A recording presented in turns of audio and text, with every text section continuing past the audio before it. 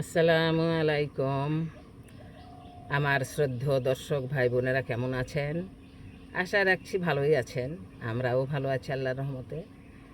তো আজ আমি ডাঁটা পটল দিয়ে ইলিশ মাছ রান্না করব। এই যে পটল আমি নিয়েছি, কেটে ধুয়ে নিয়েছি। ডাঁটা, এই যে ডাঁটাটাও নিয়েছি কয়েকটা। ইলিশ মাছ আমি কেটে ধুয়ে রেখেছি। তো আমি প্রথমেই ডাঁটা পটলটাকে আংচিয়ে নেব হলুদ লবণ দিয়ে। চলুন আমরা এখন রান্না শুরু করি। এখন ডাঁটা পটল আংচিয়ে নেব, যার জন্য কড়াই তেল দিয়ে নিলাম। তেল গরম হয়েছে, এখন আমি ডাঁটা দিয়ে নিচ্ছি। এখন আমি লবণ দিয়ে নিচ্ছি। আমি আংচিয়ে নেব। ডাঁটা পটল আংচানো হয়ে গেছে, এখন আমি নামিয়ে নেব। আমি মাছ ভেজে নেব। তেল দিলাম, তেলটাকে আমি গরম করে নিয়েছি সুন্দরভাবে। এখন মাছ দিয়ে নিচ্ছি।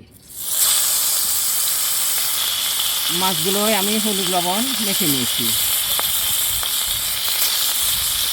আমি মাছের পিসগুলোকে এপিট এপিট করে হালকাভাবে ভেজে নেব। মাছ ভাজা হয়ে গেছে, এখন আমি নামিয়ে নিচ্ছি।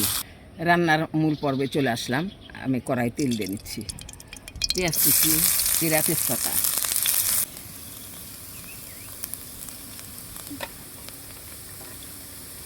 তেলানে পেঁয়াজ আমার ভাজা হয়ে গেছে। মশলা দিয়ে নিব, যেমন জিরা বাটা। সব মশলাই দিব, একটু কম করে দিব, মাছের তুলনায় কম দিব।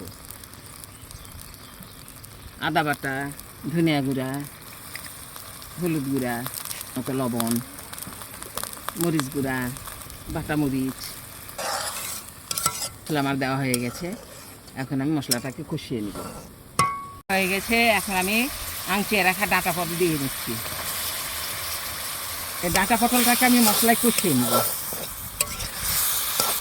ডাঁটা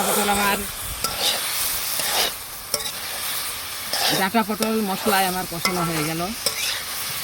এখন আমি ঝোল দিয়ে নেব। পরিমাণ মতো ঝোল দিয়ে দিচ্ছি। আমি ঝোল দিয়ে নিলাম পরিমাণ মতো। এখন আমি ঢেকে দিব। ঢেকে দিয়ে রান্না করতে থাকবো, আপনারা দেখতে থাকুন। এতে বলক এসেছে, এখন আমি ভেজে রাখা মাছটা দিয়ে নিচ্ছি।